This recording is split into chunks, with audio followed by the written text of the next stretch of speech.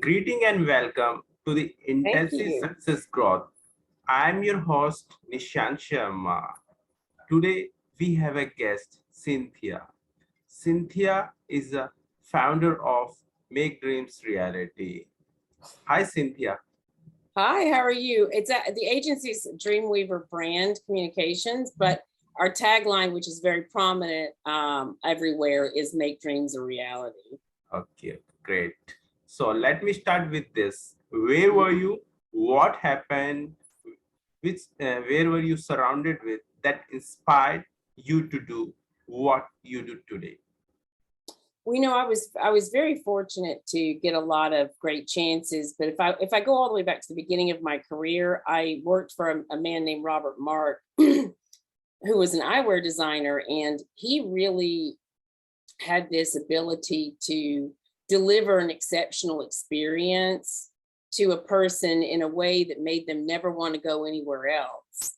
No matter what the person wanted, no matter what their needs were, he found a way to meet those needs and make them feel so comfortable and trusting that they never wanted to go anywhere else. So when I found that I was very good at marketing communications, I automatically kind of shifted into what he taught me, which was how do you make someone not want to go somewhere else? And in this, and in marketing communications, it's return on investment.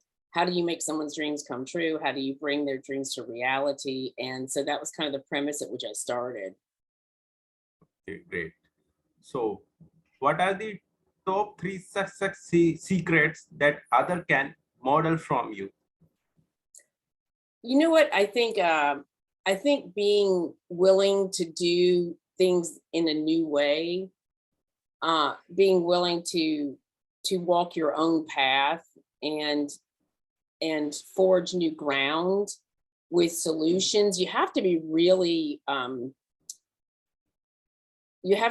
creative and fearless. And if you're creative and fearless and believe in your vision and don't get deterred by the negative or the naysayers, then you can make really incredible things happen. If you listen to other people, and that's true for any field, it doesn't matter whether you're in communications or you're a podcaster, if you listen to other people, you won't get anything done because most people don't actually believe that the impossible is possible. And they think that most people think that other people's dreams are impossible because they don't see them for themselves. So you have to really own your dream and you have to keep sort of blinders on moving forward. Now you have to be open to feedback and you need a good feedback loop, so that you're not off chasing, completely ridiculous things. But you do need to believe in your dreams and not listen to negativity.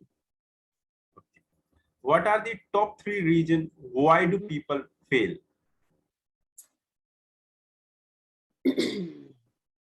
They're not willing to do the small things. They I think sometimes people think that certain tasks are beneath them, um, and they're not willing to ask for help or do their homework. Those are the things that I see, the most consistently especially when I'm training people. I can always spot somebody who's really going to go far because they don't think that there's a task that's too beneath them to go look up, research, learn, find out how to do themselves. I mean, it's a little bit like being a baby that doesn't learn how to skip. For the rest of their lives, they're going to have problems doing sports because they didn't learn all those basic elements that are required to be a great athlete. And so, you really need to know how to do everything and be willing to go do the research and look it up yourself. And if you're finding that you can't find someone else to do it for you for less, because that's ideally what you want to do, if your time is super, super valuable, better spent on certain tasks, that's great. Find someone else who can do it for a lot less money. But if you can't and and you still need to get it done, then you need to get down and, do it yourself and figure it out. But also not having an attitude that certain things are beneath you, because I see that a lot. There's a lot of sort of entitlement when we're young. We get fed these big dreams and that's wonderful, but that can't come at the sacrifice of learning how to do things yourself or seeing things as less than you should be doing, because all tasks are important. Okay. What is your greatest failure story? What did you learn from it and how did you recover from it? Which story? I didn't hear that part. What is your greatest failure story? Uh, Gosh, I've got a ton of stories. You mean in terms of what I learned, how I learned something the hard way? Gosh, there's so many. You know, when I was, this is probably not even got anything to do with it. For some reason, it comes to mind. I got the opportunity to work with a very famous editor who is quite known for being a diva and quite known for being this extraordinarily famous woman. Excuse me. But when I got the chance to work with her one night, I noticed that, and it seems like such a small thing, but it was so profound to me. We were having this really big, really dramatic event for a very famous film called Moulin Rouge. And right before this event started, I noticed that this incredibly famous woman came into this big space, and instead of acting like the diva that she was known to be, she went around the space and she was straightening things, picking things up off the floor, and communicating with the most staff on all levels in this space in the lead up to this event. And this was really important for me to see, because it spoke to me about the fact that not only did she understand every element of that event, and she understood, she didn't think she was too good to speak to anybody, and she was willing to get on the floor and pick things up herself. And for me, that was because at the time I kind of been fed this sort of like idea, especially in high fashion, which is what I was working in at the time, that having an attitude is everything. When in fact, the reason why she was so good at what she does was because she knew every detail. And because she knew every detail, she was able to create incredible success with everything that she did. So for me, that was an incredible lesson in life that I needed to make sure that if I wanted great things to happen, if I wanted an event or a project to be successful, I needed to know everything inside and out. Okay. So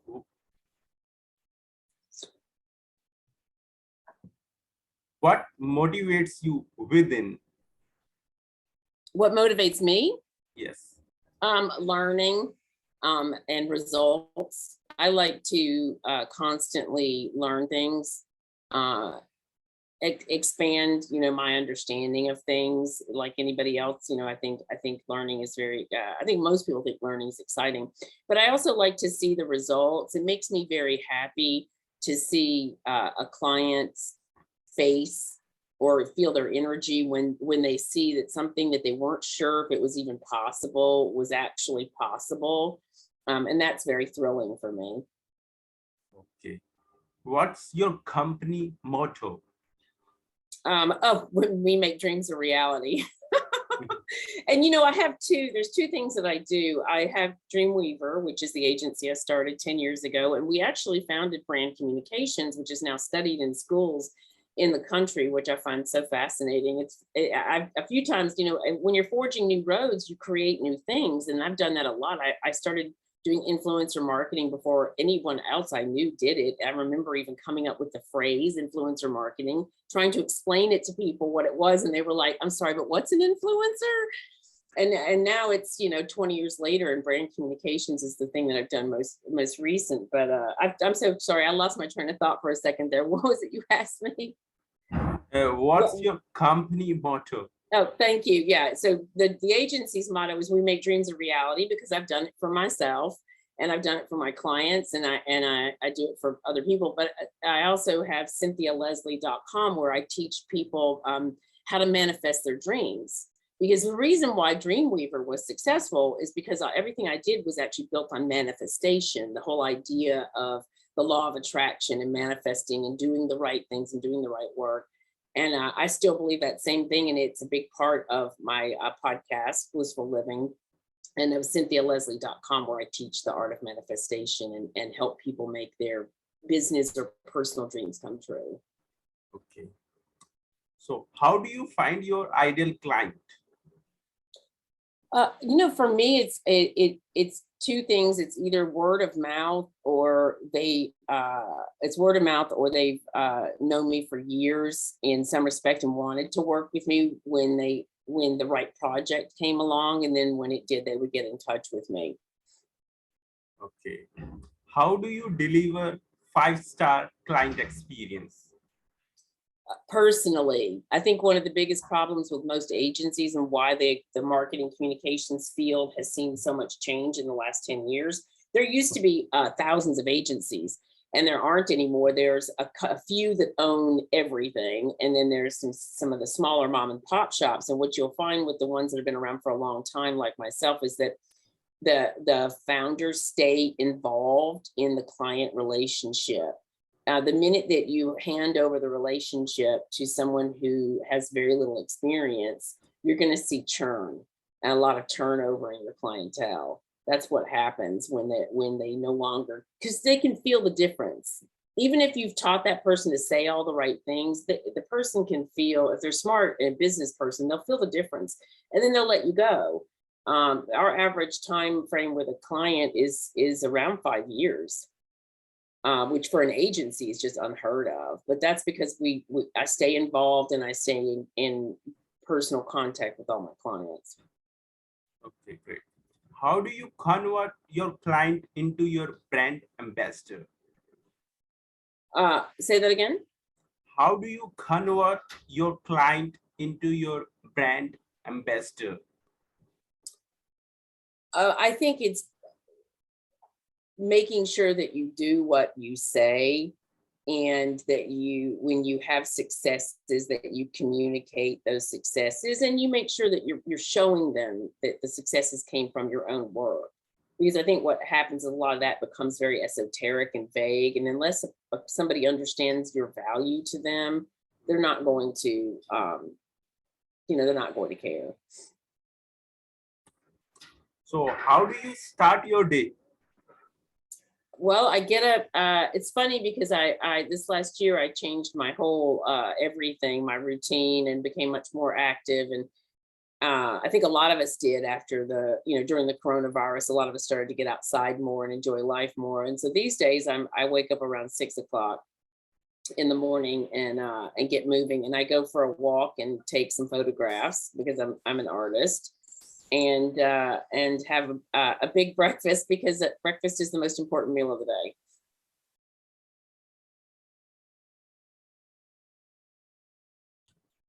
Okay. What are you grateful for today? Oh my goodness, I'm grateful for the fact that I have the ability to get up and go outside and take photographs in the morning, that I get to hear the birds chirping. And I get to feel, even today, I get to feel the rain on my face, that I get to live in a place of joy and beauty and freedom. Because I think we take all those things for granted.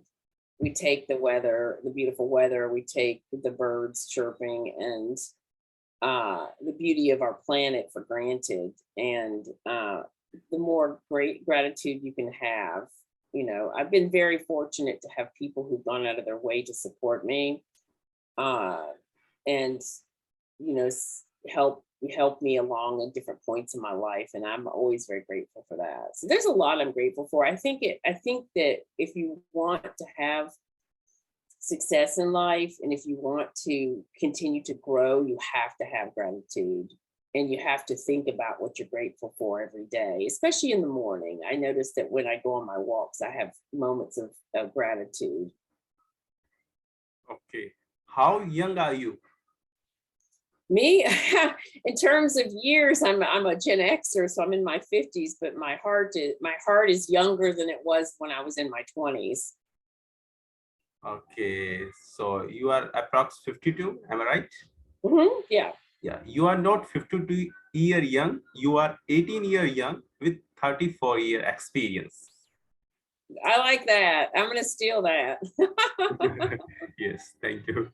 So who is your living mentor and what is the impact?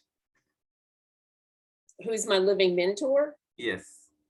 Oh goodness, I have so many. It depends on there's a little insect that keeps flying past. Sorry, I keep waving, but I've had different ones. At one point, Fern Malice, who's the creator of Fashion Week in New York, was a huge mentor of mine. I used to observe her all the time because I worked at Fashion Week in New York for a really long time. And I was just around her all the time because I was always at fashion shows or award shows, things like that.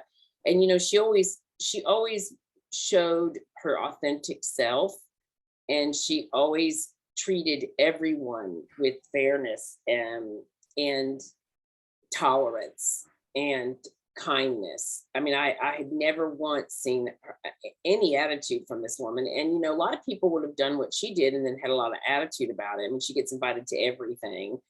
She hangs out with the most extraordinary people, and she's never ever changed. I've known her since I first got to New York. I met her when I was working on 57th and Madison for that eyewear designer. And I got to watch her go from somebody who was really pushing and hustling Fashion Week to this very respected icon in New York. I mean, she's one of the 50 most powerful women in New York City. So I'm honored to have met her and gotten to know her at so many different points in my career.